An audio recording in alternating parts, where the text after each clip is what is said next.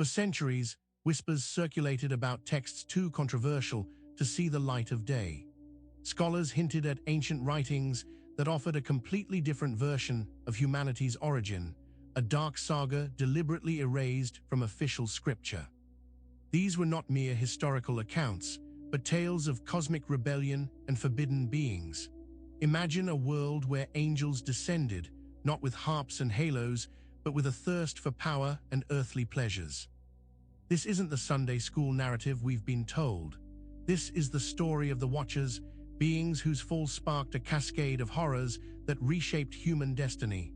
Their story, however, was sealed away, deemed too dangerous, too unsettling for the masses. But what if this forbidden knowledge held crucial keys to understanding our world, our myths, and even our future? What if the secrets contained within these lost books were meant to be suppressed for a reason that still ripples through time today? We're about to pull back the veil on one such text, a book banned for centuries with good reason. A text that dares to tell the unvarnished truth about the figures who defied the heavens and corrupted the earth. This is the story of the giants, the Watchers, and ultimately a great deluge. And real quick, make sure to subscribe and hit the notification bell for more videos. Now let's get started. The discovery of the Book of Enoch wasn't just finding an old manuscript. It was unearthing a forbidden history, a narrative deliberately excised from what became accepted scripture. For millennia, its existence was debated, dismissed by some as heresy, whispered about by others as a hidden truth. Imagine the thrill, and perhaps the unease, of scholars finally holding copies of this ancient work in their hands. These texts, eventually found in various translations and fragments, revealed a cosmology far more complex and terrifying than the one we've grown accustomed to. It challenged core beliefs about the nature of angels, the origin of evil, and even divine justice. This wasn't some minor theological disagreement. It was a fundamental reevaluation of cosmic order itself. The implications were profound. If this book held a genuine piece of the past, then much of what we thought we knew about early biblical history was incomplete, if not deliberately skewed. Its discovery didn't just add to the biblical canon, it blew it wide open, raising difficult questions about what authorities decided to include, and more importantly, what they decided to hide. The existence of such a text, one that directly implicated celestial beings in the corruption of the earth, suggested a much darker, more primal fall from grace than Eve's single bite of an apple. This forbidden text began by detailing the very start of this cosmic corruption, telling a tale of angels who were not content with their heavenly abode. The Watchers' rebellion didn't begin with a roar of defiance, but with a gaze, a downward glance from the celestial realms to the fertile earth below. It was a slow burn of envy and lust, a yearning for something forbidden that gnawed at their divine composure. They were heavenly beings, tasked with observing humanity, but their vigilance soon twisted into desire. These angels, unlike others, couldn't simply turn away from the beauty and vulnerability of mortal women.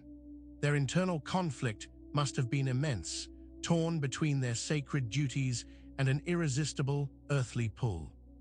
This wasn't a unanimous decision. The account suggests it was a pact, a binding oath sworn on a mountain peak, sealing their collective fate. 200 of them descended, led by Semiaza, their leader, who bound them with a curse, knowing the irreversible gravity of their actions.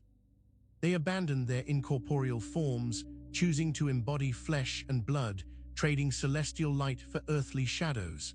This descent marked a point of no return for them. Their rebellion wasn't just about defying a divine command. It was about corrupting the very fabric of existence. They weren't just individuals falling from grace, they were a collective force initiating a cosmic crime. This moment of descent, this pact on Mount Hermon, set the stage for an unspeakable defilement, which we explore in the next section. The Forbidden Union. Once descended, the Watchers quickly acted on their forbidden desires, entering into unions with human women. This wasn't merely a sexual act. It was a cosmic transgression, a direct violation of the divine order that separated angelic and human realms. The Book of Enoch describes these unions in stark, unblushing terms, emphasizing their unnaturalness. The human women who became their wives bore them children, but these offspring were not ordinary. These progeny were something monstrous, a hybrid race never meant to exist. Their very nature was an abomination, a living testament to the Watcher's defiance. Imagine the fear and awe these unions must have inspired among early humanity. Beings of immense power, half divine, half mortal, walking among them, reshaping their understanding of the world. This mixing of seed was precisely what the divine decree had always sought to prevent, yet here it was, in full, terrifying fruition.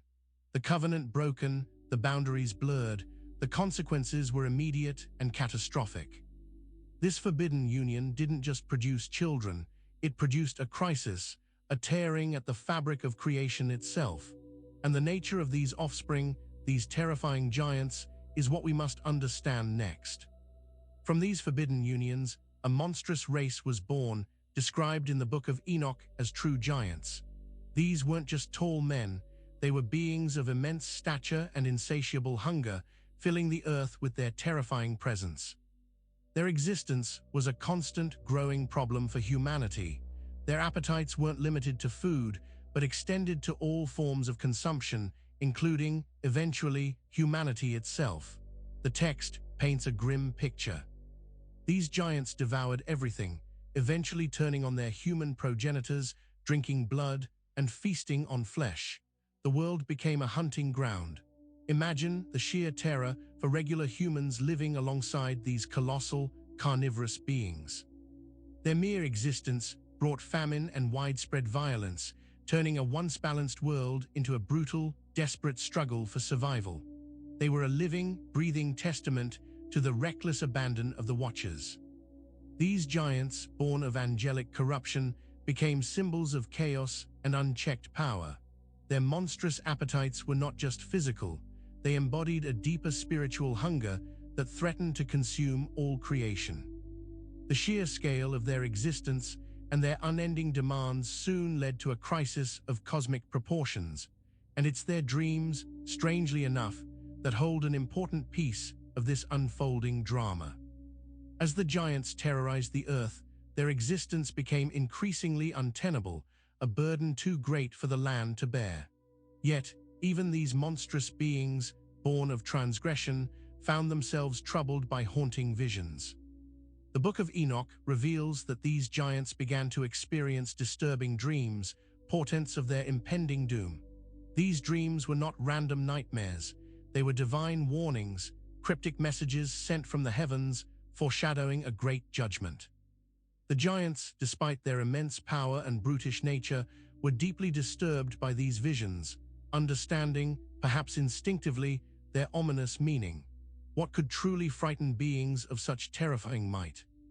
They approached their fathers, the Watchers, seeking interpretation, desperate to understand the unsettling images that plagued their sleep. This shows a strange vulnerability within these fearsome creatures, a fleeting moment of recognition that their reign of terror might be drawing to an end. It hints that even among the corrupt, there could be a glimmer of something more. The Watchers, however, were themselves trapped in their defiance, unable to fully grasp or perhaps unwilling to acknowledge the true meaning of the dreams. They too were facing a gathering storm, a reckoning for their sins. The giants' dreams weren't just for them, they were a signal to the celestial powers that a specific man chosen by heaven would soon emerge to deliver a crucial message, a man named Enoch. Enoch was no warrior or king, he was a scribe, a man chosen for his righteousness in a world drowning in depravity. His role was singular and terrifying, to be the messenger of divine judgment, to deliver the word of condemnation to the very angels who had corrupted the earth. Imagine the courage, or perhaps the sheer faith, it took for a mortal to face these fallen beings. He was commanded to traverse the path to the Watchers, who had retreated to a place of lamentation, perhaps already sensing their fate. Enoch's mission was clear, to announce their inevitable punishment, to tell them there would be no forgiveness, no atonement for their audacious rebellion. Their pleas for intercession would fall on deaf ears. The Book of Enoch vividly describes his journey and the unyielding nature of his message. He was the voice of the divine cosmic order, reminding the watchers of their original sin and the immutable consequences. His words offered no comfort, only the cold, hard truth of their impending doom sealed by the heavens. Enoch's role wasn't just to pronounce judgment, but to record it, to scribe these forbidden truths for future generations, even as the world collapsed around him. He became the keeper of this dark history, a testament to a cosmic crime so profound it demanded an absolute, unyielding retribution. This crime was indeed so severe that it triggered a cosmic response that even the gods themselves could not undo. The cosmic crime committed by the Watchers and their monstrous offspring was not just a transgression against humanity, it was an affront to the very order of the universe. The mingling of species, the teaching of forbidden knowledge, and the rampant violence of the giants created a disharmony so profound that it became an unfixable wound in creation. The purity of the earth was irrevocably stained. This wasn't a sin that could be atoned for with sacrifices or repentance. The scale of the corruption was too vast, too deeply ingrained in the fabric of existence. The divine council recognized that the earth itself was crying out for deliverance, groaning under the weight of wickedness. There was no going back, no way to undo the damage.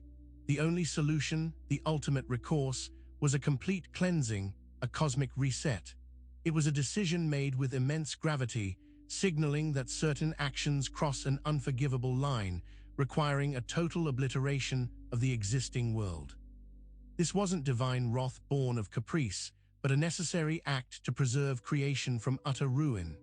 The coming deluge was not just a natural disaster, it was a divinely ordained purification, a desperate measure to sever the ties between the angelic corruptors and the human world. This cosmic crime, once unleashed, gained unstoppable momentum, necessitating the absolute destruction of nearly all life. But was this radical solution unique to the Book of Enoch, or do other ancient narratives hint at similar cataclysms? We turn to those echoes next. The story of a great deluge, a massive flood that wipes out humanity due to its wickedness, isn't unique to the Book of Enoch or even the biblical narrative of Noah. Across cultures and continents, ancient traditions preserve startlingly similar accounts of a global catastrophe that reshaped the world. This widespread prevalence begs the question: are these mere coincidences or echoes of a shared, terrifying memory? From Mesopotamia's Epic of Gilgamesh, featuring Utnapishtim and his ark, to the Hindu Puranas with Manu and his fish-guided boat, the details vary, but the central theme remains. A world engulfed by water, a divine decision to cleanse, and a select few chosen to survive and restart civilization. Even in ancient Mesoamerican myths, tales of vast floods and cosmic destruction abound. These convergent narratives, often predating or running parallel to the Abrahamic texts, lend a haunting sense of credibility to the idea of a universal catastrophe. They suggest a deep-seated human memory of a time when the world was literally washed clean, a memory so profound it imprinted itself on the collective consciousness of disparate peoples. What could account for such widespread recollection of an event of this magnitude? The consistent presence of a destructive flood narrative in so many ancient traditions suggests something more than just local events. It points to a globally impactful cataclysm.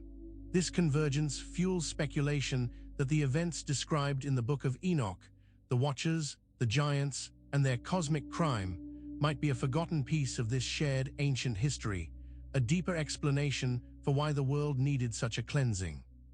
The Watchers didn't just corrupt humanity through their physical unions, they actively taught forbidden knowledge, accelerating humanity's descent into depravity.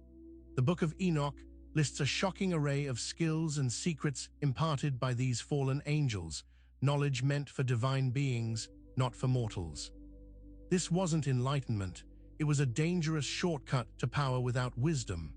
Semiaza, their leader, initiated the teaching of enchantments and root cuttings, introducing dark magic and forbidden practices. Azazel, another prominent watcher, revealed the secrets of metallurgy, how to make weapons of war and create adornments for vanity, teaching the art of deceit and seduction. These technologies, instead of being used for good, became instruments of destruction and corruption. Other watchers taught astrology, divination, makeup, and even the art of abortion, exposing humanity to practices that further alienated them from divine law. This influx of advanced, yet morally corrupting, knowledge quickly overwhelmed early humans who were simply not prepared to wield such power responsibly. It was like giving a child a loaded gun. This wasn't just about sharing information, it was about twisting the natural course of human development, prematurely ripening society for self-destruction. The Watchers became not just seducers, but corrupters of knowledge itself, turning gifts of creation into tools of chaos.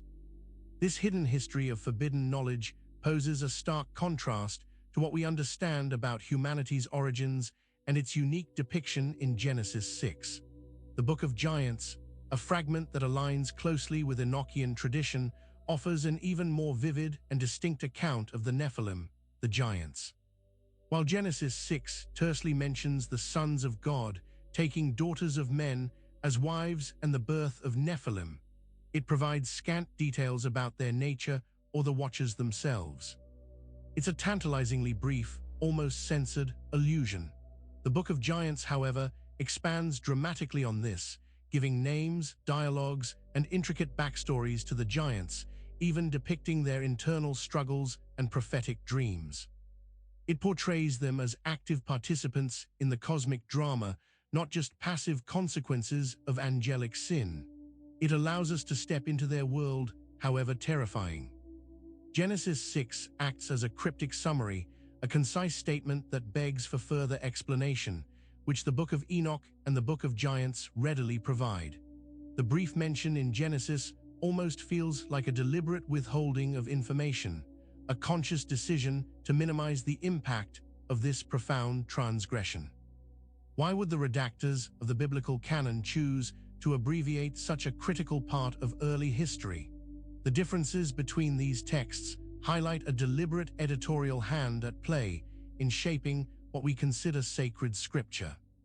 The Book of Giants, with its in-depth characterizations and prophetic warnings, fills in crucial gaps, suggesting that the giants were far more complex figures than simple monstrosities. Yet this rich detail is what might have led to the suppression of these texts. The suppression of the Book of Enoch and similar texts, like the Book of Giants, wasn't an accident. It was a deliberate act by early religious authorities. The reasons were complex, but ultimately stemmed from a desire to maintain theological coherence and doctrinal control. Imagine a nascent religious movement trying to solidify its narrative amidst a multitude of differing accounts. These books presented a radical cosmology that directly implicated heavenly beings in active rebellion and the widespread corruption of humanity. This challenged the traditional understanding of divine omniscience and omnipotence, introducing a level of angelic free will and malevolence that was perhaps deemed too unsettling or dangerous for the general populace. It made the universe feel less orderly. Furthermore, the detailed accounts of forbidden knowledge and sorcery could have been seen as encouraging such practices or, at the very least, giving them too much credence. To embrace the Book of Enoch might have meant legitimizing a shadowy spiritual landscape that official doctrine wished to eradicate. It threatened to sow too much doubt and chaos. Ultimately, the canon was closed, and certain books were excluded to create a more unified, digestible, and controllable religious narrative. The stories of the Watchers and the Giants, with their uncomfortably vivid details, were deemed too disruptive to the emerging Orthodox worldview. Yet despite suppression, echoes of these giants persisted in early Christian thought, refusing to be entirely erased. Even after the Book of Enoch was largely suppressed, the concept of giants, especially those born from the mixing of divine and human, continued to resonate in early Christian thought. The influence of Enoch's narrative, even if indirectly, permeated discussions about demons, evil, and the nature of original sin. Imagine the ongoing struggle to reconcile these unsettling ideas with a burgeoning new faith. Some early church fathers, like Tertullian and Lactantius, explicitly referenced Enoch and the Watchers, acknowledging their role in the corruption of the ancient world. They grappled with the implications of angelic transgression, trying to fit it into their understanding of God's justice and humanity's fall. This wasn't always an easy task. For these early thinkers, the giants and their angelic progenitors provided a powerful explanation for the prevalence of evil and the existence of pagan gods or malevolent spirits. They served as a tangible link between the pre-flood world of corruption and the persistent spiritual battles faced by believers. The narrative provided a necessary framework for understanding evil. The story of the giants thus continued to weave itself into theological frameworks, even as their primary textual source was relegated to the fringes. Their terrifying legacy wasn't just physical destruction. It was a spiritual one. For these early Christians, the giants didn't just die, their spirits became something far more insidious, which we explore next. When the giants perished in the Great Flood, their physical bodies were destroyed, but their spirits, according to the Book of Enoch, did not simply dissipate. Instead, they were condemned to roam the earth as evil spirits, malevolent entities devoid of physical form, but filled with destructive intent. This was not the end of their story, it was merely a terrifying transformation. These disembodied spirits, now identified as demons, were believed to be the source of much suffering and temptation in the post-flood world. They were the tormentors of humanity, carrying on their fathers' legacy of corruption, albeit in a more subtle and insidious way. Imagine a world suddenly teeming with unseen foes.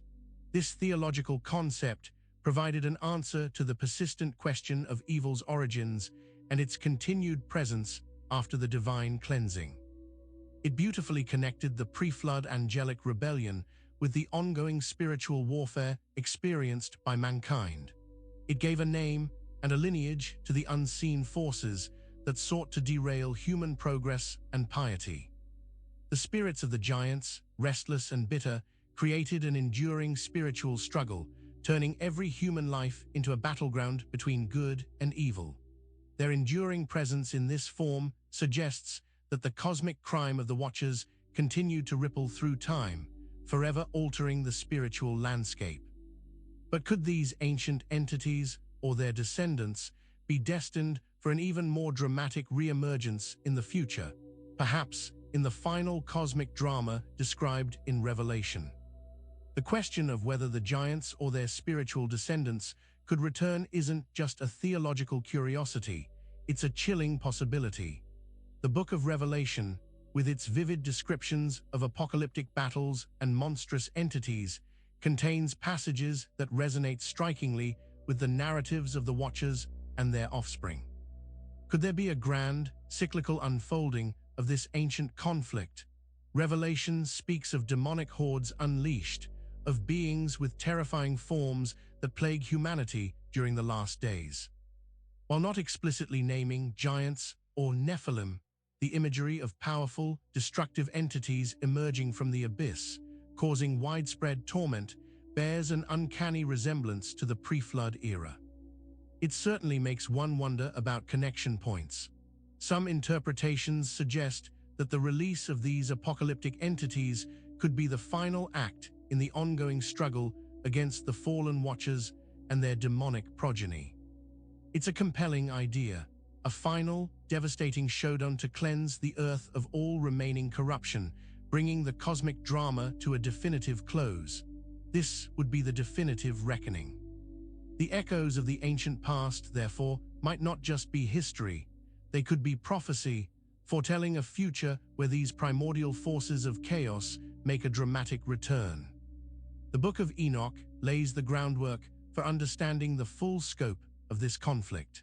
This idea of recurring spiritual conflicts, however, isn't limited to Christian eschatology, but also finds footing in Jewish mystical traditions. The influence of the Book of Enoch and the narratives surrounding the Watchers and Giants extended well beyond the early Christian era, deeply permeating various strands of Jewish mysticism, particularly the Kabbalah. These ancient forbidden texts, though officially excluded from mainstream canon, continued to be studied and reinterpreted in esoteric circles, offering profound insights into the nature of evil and cosmic structure. In Kabbalistic thought, the concept of fallen angels and their role in introducing impurity into the world resonates deeply with the idea of the Sitra Atra, or the other side, a realm of energetic forces opposed to divine holiness. The Watcher's transgression provided a vivid and tangible explanation for the origin of spiritual darkness and the continuous struggle between good and evil. The Zohar and other mystical texts explore the intricate cosmic implications of these angelic rebellions, discussing how such events fractured the divine emanations and created separation within the spiritual realms. The actions of the Watchers weren't just earthly events, they were cosmic disruptions with lasting spiritual consequences, constantly influencing the weave of existence. For a Jewish mystic, understanding the tale of the Watchers and Giants moved beyond simple history. It became a key to deciphering the hidden mechanics of the universe, a way to understand the source of all spiritual impurities that humanity strives to overcome. So if this forbidden knowledge has been preserved through these hidden traditions, what are we, in our modern world, meant to do with such unsettling information? So, after delving into these forbidden texts, uncovering the saga of the Watchers, their forbidden unions, giants with monstrous appetites, and even their prophetic dreams, what are we to make of all this? Is it simply ancient mythology, a fascinating but ultimately irrelevant footnote to religious history? Or does this hidden narrative offer something more profound, something that can reshape our understanding of faith, history, and even ourselves? This isn't just about believing in literal giants or fallen angels. It's about confronting the possibility of a far more complex and morally ambiguous divine history than we've often been taught. It challenges us to look beyond simplistic narratives of good versus evil and consider the vast, often unsettling, gray areas that exist within ancient texts and human experience. What if these stories contain hidden truths we've been denied? Perhaps the greatest lesson is not in the specific details of the Watcher's fall, but in the enduring power of forbidden knowledge. These suppressed accounts force us to question the narratives we accept, to seek out the voices that were silenced, and to explore the implications of what might have been lost or deliberately excluded. It demands an intellectual and spiritual courage to question the established order. Ultimately, what we do with this information is a personal journey. We can dismiss it as heresy, or we can embrace it as an invitation to re-examine our spiritual foundations, to ask tougher questions, and to find a deeper, richer understanding of who we are and where we came from. This journey of discovery pushes us to decide what truth truly means to us. Make sure to subscribe for more religious videos and hit that notification bell so you never miss a new video. We'll see you in the next one.